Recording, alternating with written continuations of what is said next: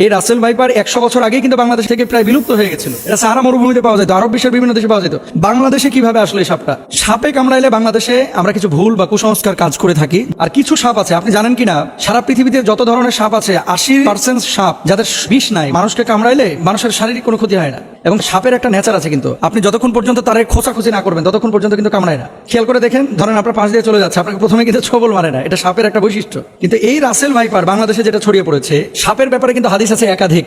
এবং এক্ষেত্রে আব্দুল্লাহ ইবনে ওমর রাদিয়াল্লাহু তাআলা আনহু, তিনি সাপ দেখলেই কিন্তু দৌড়ান দিতেন এবং মারতেন। আপনি বলবেন যে হুজুর কেন তিনি মারতেন? নবীজি সাল্লাল্লাহু আলাইহি ওয়াসাল্লাম এক প্রকার সাপের ব্যাপারে খুব সতর্ক করেছিলেন সাহাবীদেরকে। কোন সাপ? দেখেন, নবীজি সাল্লাল্লাহু আলাইহি ওয়াসাল্লাম সেই সাপের ব্যাপারে, আনা আয়েশা রাদিয়াল্লাহু তাআলা আনহা قالت আমার রাসূলুল্লাহ সাল্লাল্লাহু আলাইহি ওয়াসাল্লাম বিকতলি আয়েশা রাদিয়াল্লাহু তাআলা আনহা থেকে বর্ণিত, তিনি বলেন রাসূল আকরাম সাল্লাল্লাহু আলাইহি ওয়াসাল্লাম পিঠে দুটি সাদা রেখা বিশিষ্ট বিষধর সাপ মেরে ফেলার নির্দেশ দিয়েছেন, কারণ তার দৃষ্টিশক্তি কেড়ে নেয় এবং গর্ভস্থ সন্তানের উপরে বিরূপ প্রতিক্রিয়া সৃষ্টি করে। গর্ভে যে সন্তান থাকে, এরকম কোন মাকে যদি এই সাদা রেখা বিশিষ্ট সাপ দংশন করে, তাহলে সেই সন্তানের উপরে ইফেক্ট করে, মায়ের উপরে ইফেক্ট করে। এটা নবীজি নিজে বলেছেন। কোথায় আছে হাদিসটি? এই হাদিসটি আম্মাজান আয়েশা সিদ্দিকা রাদিয়াল্লাহু তাআলা আনহা থেকে বর্ণিত। আরেকটি হাদিস, ওয়াকালাল আবতারু ওয়াদুত্তুফ ইয়াতাইনে, নবীজি কি বলছেন? লেজ খসে যাওয়া এবং পিঠে দুটি সাদা রেখা বিশিষ্ট সাপ। আব্দুল্লাহ ইবনে ওমর রাদিয়াল্লাহু তাআলা আনহু একটা সাপ দেখলেন, তারপরে এটার পিছু নিয়েছেন। অন্যান্য সাহাবীরা ওনাকে বলছেন, এই তুমি কোথায় যাচ্ছ?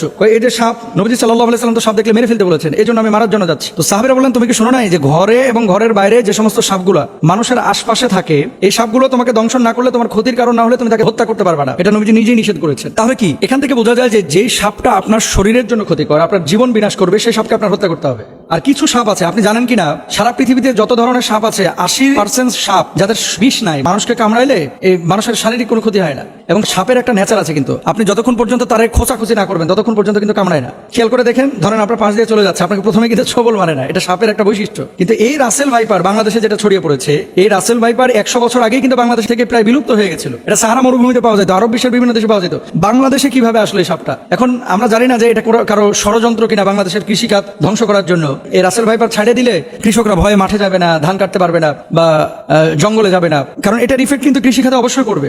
ডাক্তাররা বলতেছে যে এটা যদি দংশন করে তাহলে মানুষ মারা যাবে খুব শীঘ্রই। এবং মেডিসিন বা ইনজেকশন দেওয়ার পরে, অ্যান্টিভেনম দেওয়ার পরেও কিন্তু কাজ হয় না। অনেক সময় কিডনি বিকল করে ফেলে, হার্ট দুর্বল করে ফেলে, হার্ট বিকল করে ফেলে, এই জন্য মানুষ মারা যায়। এখন নবীজি সাল্লাল্লাহু আলাইহি ওয়াসাল্লামের সেই হাদিস থেকে আমরা স্পষ্ট রূপে বুঝতে পারি, যেহেতু রাসেল ভাইপার মানুষের জন্য ক্ষতিকর। এবং আজকে দেখলাম পত্রিকায় ফরিদপুরের একজন লিডার তিনি ঘোষণা করেছেন যে রাসেল ভাইপার একটারে যে মারতে পারবে তার আমি 50,000 টাকা পুরস্কার দেবো। তো এখন মানুষের জীবন আগে ভাই। প্রাণী, এই সাপ, পোকামাকড় যারা দংশন করে, এগুলো পরিবেশের ভারসাম্য অবশ্যই রক্ষা করে, কিন্তু মানুষের জীবনের জন্য যদি ক্ষতির কারণ হয়ে দাঁড়ায়, নবীজির ভাষ্য অনুসারে সেটাকে হত্যা করতে হবে। এবং ইভেন কুকুর, রাস্তায় যে সমস্ত কুকুর ঘোরাফেরা করে আপনার কোনো ক্ষতি করে না, তাদেরকে হত্যার কথা বলা হয় নাই। কিন্তু এমন কুকুর যদি থাকে যে কুকুর দেখলেই আপনার পেছন থেকে ধাওয়া করে, বাচ্চাদেরকে কামড়ে দেয়, এই কুকুরগুলোকে হত্যা করতে বলা হয়েছে। সুতরাং রাসেল ভাইপারের যে বিষয়টা, এটা হাদিস থেকে আমরা যেটা বুঝি, নবীজি সাল্লাল্লাহু আলাইহি ওয়াসাল্লাম বলেছেন ক্ষতিকারক যদি হয়ে থাকে তাহলে সেখানে তাকে হত্যা করা যাবে। এবার আসেন, সারা বাংলাদেশে প্রায় 70% জেলায় রাসেল ভাইপার ঢুকে গেছে। এখন সাপে কামড়াইলে বাংলাদেশে আমরা কিছু ভুল বা কুসংস্কার কাজ করে থাকি, যেগুলো আসলে চিকিৎসা বিজ্ঞানের আলোকেও অথেন্টিক না এবং কোরআন হাদিসের আলোকেও অথেন্টিক না। মনে রাখতে হবে, যখন কোনো বিষয় আপনার শারীরিকভাবে কোনো ক্ষতি করছে, প্রথমত আপনাকে কারণটা বের করতে হবে যে কি কারণে এটা হলো। সাপে কামড়াইছে, সাপে কামড়ানোর পরে এই বিষটা কিন্তু আপনার শরীরের মধ্যে ঢুকতেছে। এখন আপনি শরীরের মধ্যে বিষ ঢুকেছে, ওই জায়গাটা না বেঁধে আপনি নিয়ে গেলেন ওঝার কাছে। ওঝা কি করতেছে? ওই তদবির করতে করতে করতে করতে, আগে যেমন বাংলা সিনেমায় দেখা যাইতো, ওই যে বিন বাজাইতেছে আর কাইটা যেই সাপটা দংশন করছে এ আবার উড়িয়া চলে যেতেছে একেবারে। হ্যাঁ, আসার পরে ওখানে মনে করেন মুখটা দিয়ে আবার মনে করেন বিষ বাইর করে ফেলে। এগুলো মিথ্যা কথা ভাই, এগুলো কোনো ভিত্তি নাই। তবে হ্যাঁ, নবীজি সাল্লাল্লাহু আলাইহি ওয়াসাল্লামের সাহাবীরা একটা কাজ করেছিলেন, সূরা ফাতিহা পড়ে ওই জায়গাটায় থুথু লাগিয়েছিলেন, তারপর ওটা বের হয়ে গেছিল। এর মানে এই না যে থুথু লাগাইলেই সাপের বিষ বাইরে হয়ে যাবে। কামড়াইছে রাসেল ভাইপার আর আপনি নামাজ পড়েন না, রোজা করেন না, থুথু লাগাই দিতেছেন, থুতুকে এখন কপ ফেললেও কিন্তু বিষ বাইর হবে না। এগুলো খেয়াল রাখতে হবে। তাহলে আপনার করণীয় কি? আপনাকে যাইতে হবে ডাক্তারের কাছে। আপনি ডাক্তারের কাছে যান, যাওয়ার পরে আপনি চিকিৎসা নেবেন। আর ওজা, তারপরে বিন বাজানো, এই সমস্ত জিনিসগুলো অথেন্টিক যেহেতু না, যে জায়গাটায় অথেন্টিক বা কারোর কাছে এমন কোনো মেডিসিন থাকলে আপনি সেই জায়গাটায় চিকিৎসা নিতে পারেন। আবার আমাকে ভুল বুঝেন না, ঝাড়ফুঁক ইসলামে কিন্তু জায়েজ, কিন্তু কবিরাজির নামে এই যে বিন বাজাইতে বাজাইতে সাপকে দৌড়ায় নিয়ে আসা। আচ্ছা ভাই, সাপ এখানে কামড়ানোর পর কি বসে থাকে? বুঝলেন কথা? ধরেন কামড়াইলো উত্তরা 10 নম্বর সেক্টরে, সাপটা 10 নম্বরে কামড়ায়া ওই ভাসতে ভাসতে ভাসতে ভাসতে রাত্রে সফর করতে করতে টঙ্গি চলে গেছে। এখন আপনি এখানে বিন বাজাইতেছেন, সাপ আছে টঙ্গিতে, উত্তরা 10 নম্বর থেকে গাড়ির আওয়াজে সাপ বিনের আওয়াজ পাইবে কিভাবে? জিনিস জিনিসগুলো কিন্তু একটা ভাবার বিষয়। তাহলে আমরা এই বিষয়গুলো খেয়াল রাখবো। সাপে কামড়াইলে চিকিৎসা নেওয়ার চেষ্টা করব।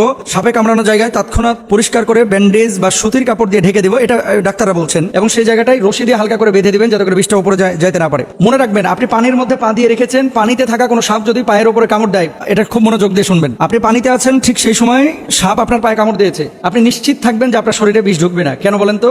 সাপটা যখন কামড় দেয়, বিষটা যখন এই তার দাঁত থেকে বা মুখ থেকে ছাড়ে, বিষটা ছাড়ার সাথে সাথে পানির সাথে মিশে ওই বিষটার শরীরের মধ্যে ঢুকে না। এই জন্য সাধারণত বিষধর সাপ পানির মধ্যে কামড় দেয় না। এই ধরা সাপ টোরা সাপ যেগুলো কামড় দেয়, চিন্তার কোনো কারণ নাই। কিন্তু শুকনো জায়গায় যদি আপনারা সাপে কামড় দেয়, বি কেয়ারফুল। এখানে আমাদের একটু সচেতন হতে হবে। অনেকে সাপে কামড় দেওয়ার পর ওই জায়গাটা মুখ লাগায় চুষে বিষ নামানোর চেষ্টা করে, এটা সম্ভব না। চুষ দিয়ে বিষ বাইর করাটা, এটা বিশেষ করে রাসেল ভাইপারের কোনোভাবেই সম্ভব না। আর বিষাক্ত সাপে কাটলে বাঁচার একটাই পথ, দ্রুত হাসপাতালে যাওয়া, আল্লাহর কাছে দোয়া করা, সূরা ফাতিহা পড়ে সেই জায়গাটায় ফুৎকার করা। যেহেতু এই সূরাকে বলা হয় সূরাতুশ শিফা, মনে রাখবেন সূরা ফাতিহাটাকে বলা হয় সূরাতুশ শিফা, এবং সাহাবীরা এই আমলটা করে ফলাফল পেয়েছে। আমরা আমলটাও করব এবং হসপিটালেও যাব, আল্লাহর উপর তাওয়াক্কুল করব। আল্লাহ তাআলা তৌফিক দান করুন।